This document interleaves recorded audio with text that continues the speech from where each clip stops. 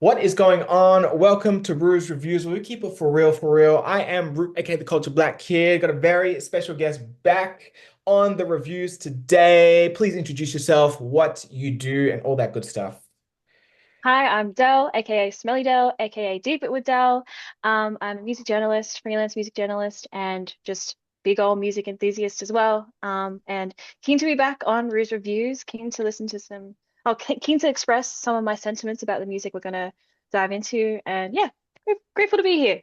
Now, for sure. Grateful to have you here. It's been a minute since you've been in. If you don't know, please go check out. I think it was the Grant Perez review. It was like a Lil Nas X review with Iffy, like earlier in the year. So yeah, great to have you back. It's been a minute, and I've been like, oh, when's Dell coming back? But excited to have you back and to talk about this debut album from Boy Soda, Soulstar, Central Coast R&B artists. Yeah, no, very excited. So, without any further ado, please let me know your initial thoughts when you first listened to this album. So this was my first time coming back to Boy Soda since he released, I think it was an EP, The Distance Between Thinking and Feeling in 2022. So I hadn't really been super tapped into what he had been cooking up in between this project, Soulstar, and that project, Mhm. which is like what, 3 years in between that time. So I wasn't fully tapped into Boy Soda. And I know that he was pumping out some stuff, but I think when the rollout began for this project, obviously I started tuning in again because Lil Obsession had its moment, and I grabbed onto that moment and I was like, okay, this is what we're gearing up for with the new Boy Soda. So it was cool to come back to this with like almost like a fresh lens and a clean slate Mhm. because I hadn't been super tapped in to his music in between the time. Um, and initial thoughts, like I think Lil Obsession and like the other singles really set the foundations for this project, like for sure. You're getting neo soul to the max, you're getting R&B to the max, you're getting vocals to the max, you're getting instrumentals. Like it's so high production and so it's a huge step up from at least what I knew and understood to be Boy Soda. So I'm impressed, like genuinely impressed. I think that he he created exactly what he envisioned to create, from my understanding. And I feel like there's nothing better he could have done, or there's nothing different he could have done, because I feel like it's all from the soul star, obviously. And like, yeah, it's a full-bodied work, like art, like piece of work. You know what I mean? It's like so meticulously like curated and intentional in many ways. And I feel like it's really cool to have this project in the back of my mind and then also compare it to what I knew him as. And to see the growth over the years is just impressive and really incredible. Like, yeah, he killed it on this one. No, for sure, for sure. And I agree. Like, I'm kind of a little bit the opposite where I kind of was tapped in, like that Mm, 2022 release, that mixtape perked my ears up and I'm like, oh, mm, I gotta stay locked in. So over the past few years, listening to all the singles that he's dropped, as well as, slowly getting to know him as an individual, it's been super, super cool. And I knew that the anticipation for this album was huge. And I think that it lived up to the wait for me personally as well. And yeah, I'm ex very excited to get into what makes it so great.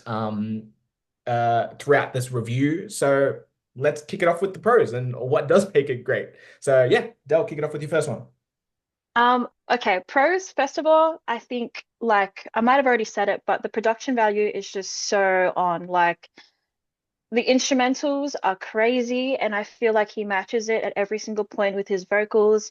And I feel like he knows how to bloody sing. Like he is an insane, insane vocalist. And apart from that, he's an insane storyteller as well. So I think like all the important elements with this project, they all match up to each other and they all contribute to an overarching message and an overarching story, which I feel like he's able to tell really well throughout this entire project. So, like, that's such a all-rounded pro, but like I Oh. think, yeah, it's just like it's cool to give props to the project as a whole Mhm. and then also make a nod to like the little elements that really complete it. But yeah, instrumentals are so on, vocals are so on, and I think that's like the first thing that I caught on to.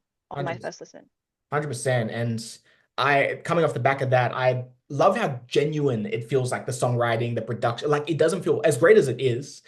Mm, Sometimes like the production is great, but like does it suit the artist or the project or what it's mm, trying to serve? But no, like everything, songwriting, production, even the little details here and there, who was chosen to be on the project, from backing vocalist to guitarist to drum, like everything was so meticulously picked out and yeah. made such a genuine full body experience on all levels. Man, and I just love the fact that he used so much live instrumentation. As someone who's been in bands, who plays instruments myself, and has played in um, rapped over live production and done all that, Mm, it's so fun and adds to the experience just tenfold as in yeah. comparison to just a produced album. Yeah, 100%. I agree with you. Like, I think that's the main thing. You can really hear that it is live, raw instrumentation. And I think, like, I mean, to an average listener, they could hear that and think that's a sample, or, like sometimes you can't really make the distinction, but throughout this project, you can make that distinction. And it's completely intentional because I feel like he's trying to tell you this is like a family affair. I had to bring a whole village in to express myself and to tell my story. And like, it really is like the cherry on top of it all. 100%, 100%. And a final general comment on my end before I would get into more specific songs, maybe. I've just loved how Boy Soda's continued to grow into his own voice. You could probably hear his influence a lot more on his sleeve from earlier projects or earlier releases, like that mixtape that we mentioned earlier, extremely Anderson .Paak from Mm, the, and you can still hear the influences, but I think Bray has come into his voice like so much mm, more. And it's like, no, that sounds like Boy Soda rather than, oh yeah, that sounds like an Anderson .Paak track or whoever insert artist here. So yeah. mm.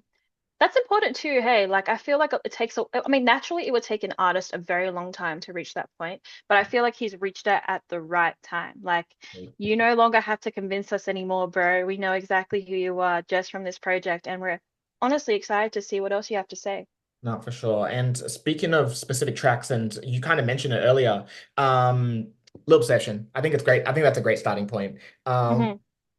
I don't think it's a stretch to say Song of the Year contender. Do you do you think? Yeah. Absolutely, bro. Like that, yeah, like I said, that was the first song I listened to coming back to him, and it's just like it just hits you in the right spot. It hits you in all the sweet spots, and it's like, and obviously, like the feeling that it gives us, it's quite universal. Like I've seen Sleeping on Gems cover it. I've seen it on other kind of music pages and like international music pages at that. So it's very obvious that like he has created a kind of movement with this song and made a statement as well, I think. But yeah, fuck. Love that song so much. So it's so ridiculously well done. Again, production crazy. I love that second verse with the time signature switch up and like Mm, that little jazz like 4 bar little section and the sax solo on the end hmm. on Yeah. top. Yeah. And like you said, like the reach that it's had is ridiculous. I have my friend Amanda in North Carolina being like, yo, this Boy Soda is ridiculous. And I'm like, how the hell did you what the so Yeah, that's hectic. I love how Little Obsession has kind of reached the masses. Hmm. But yeah. Is there any other what other tracks stood out to you? Honestly, the opening track, My Body, I think was like I think when I go into projects now, I need the first song to tell me exactly what I'm in for.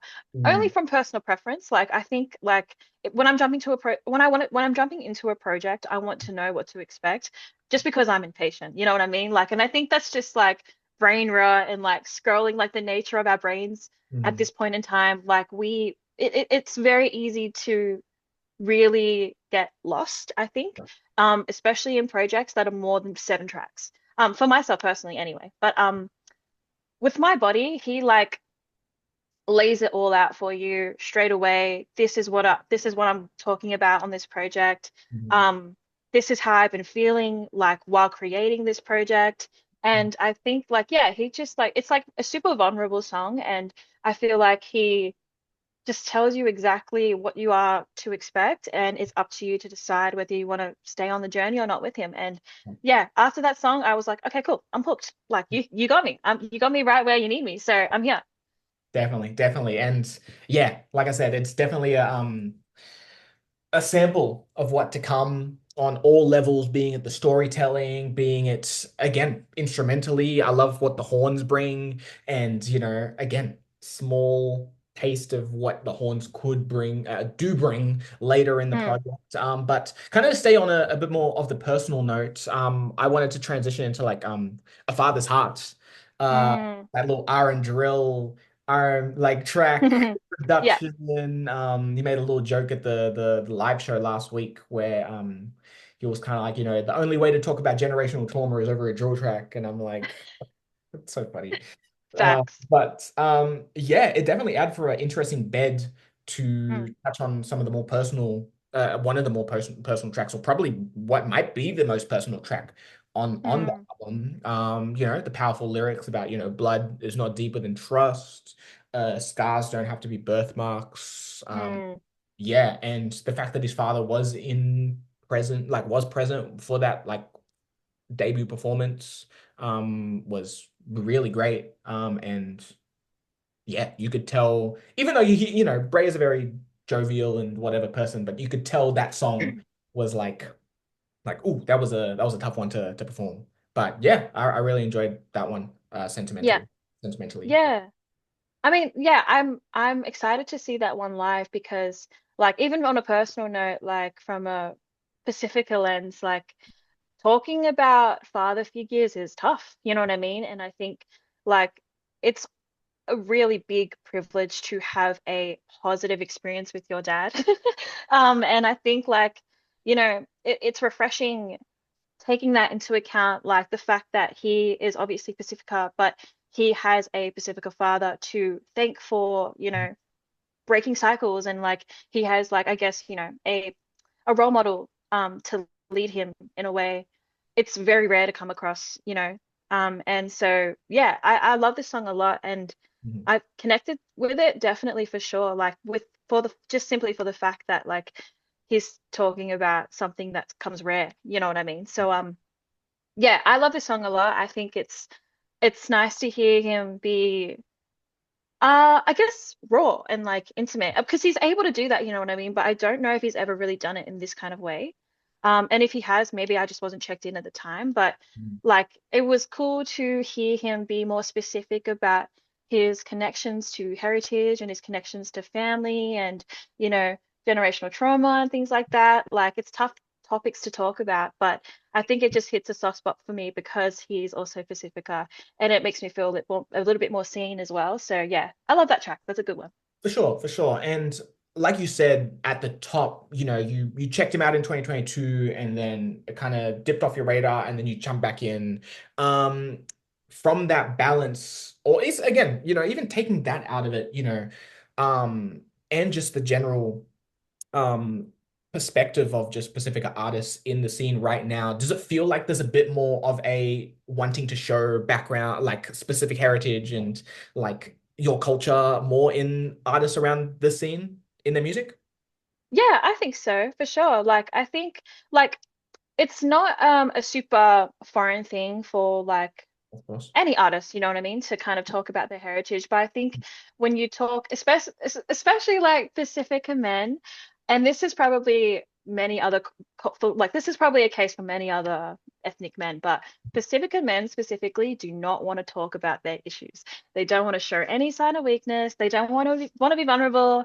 They want to be a staunch cunt, and that's totally fine. And sometimes that works. That works, you know what I mean? But I will always, always, with like arms wide open, take this kind of vulnerability in because I know how much mental strain or or like how many backflips you're doing in your head, even considering talking about these kinds of things. And so it's cool to, hear it and see it from Boy Soda and have him stand 10 toes down on it as well.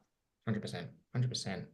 Um, I got two more songs that kind of go dovetail into each other, especially with the hooks. I love the Hmm. hooks of these two songs, which is 4K with Dean Brady and Blink Twice. Both ear candy hooks, and the whole Mm, outro on Blink Twice. Dun, dun, dun, dun, took me. I, as a trumpet yep. player, I was like, that is perfect. That's exactly what I want.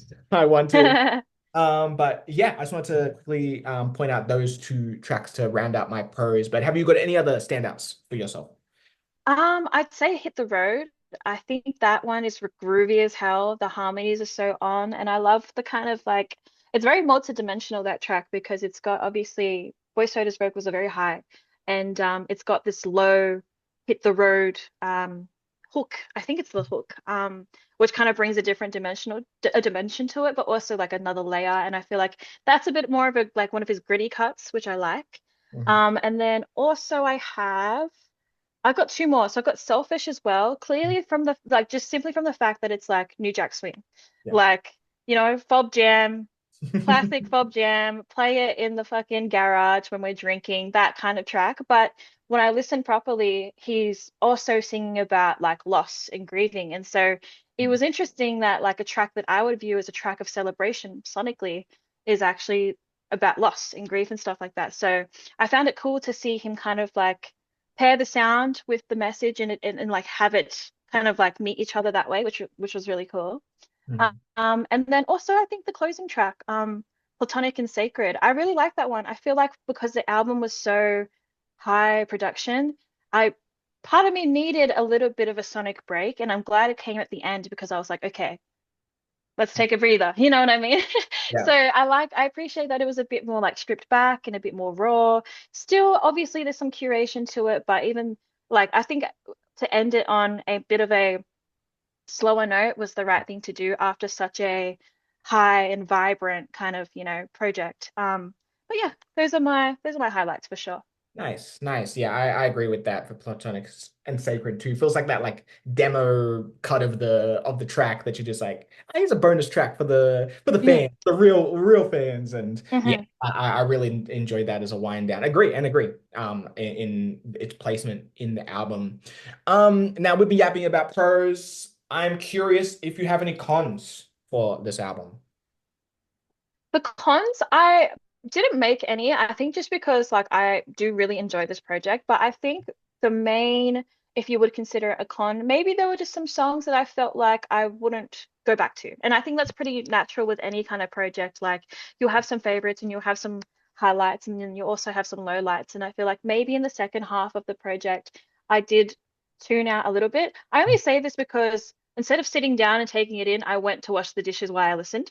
And it was really good dishwashing music. Okay, I'll say that. But I feel like I was more captivated throughout the front part of the project rather than the back side of the project. Right.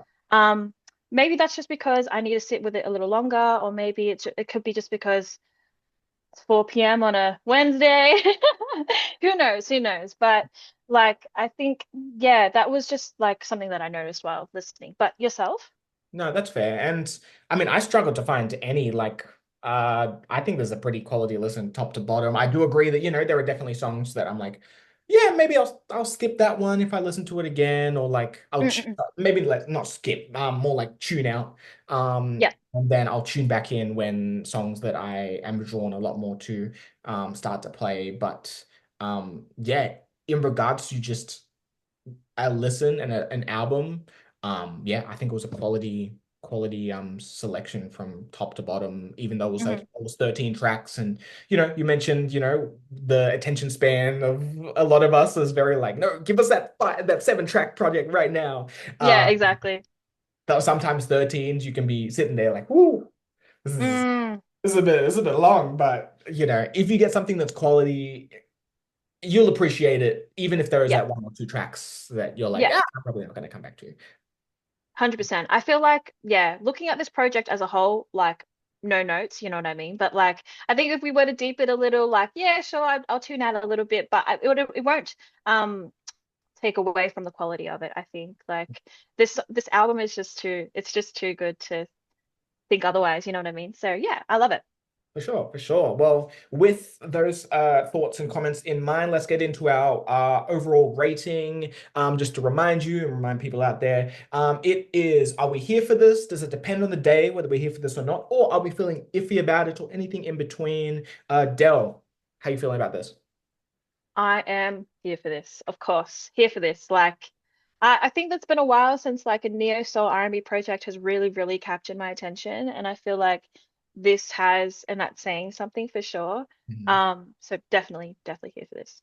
Yeah, no, for sure. And I agree. I'm definitely here for this. Like I said at the top, anticipation was high and the anticipation it paid off. And I am very excited to hear what Boy Soda is going to come with in the future after this because this Hmm. is a strong first showing. So I'm not sure what's Yeah. gonna how I was gonna tap it, but I'm sure he's gonna surprise us and see we're gonna see and we're gonna see. But let us know what you think. Are you here for this? Does it depend on the day? Feeling iffy about it? Let us know. Boy Soda, Soulstar out right now. And yeah, this is Rouge Reviews. Once again, thank you, Del.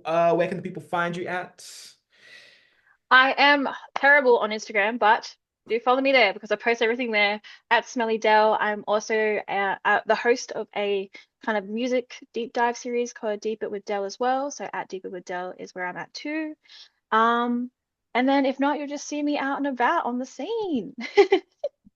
Amazing. Well, thank you so much for jumping on. We'll get into some singles a little bit later in the week. But for now, catch you next time. I am Brooke, again, Culture Black Kid. Del, peace. Bye.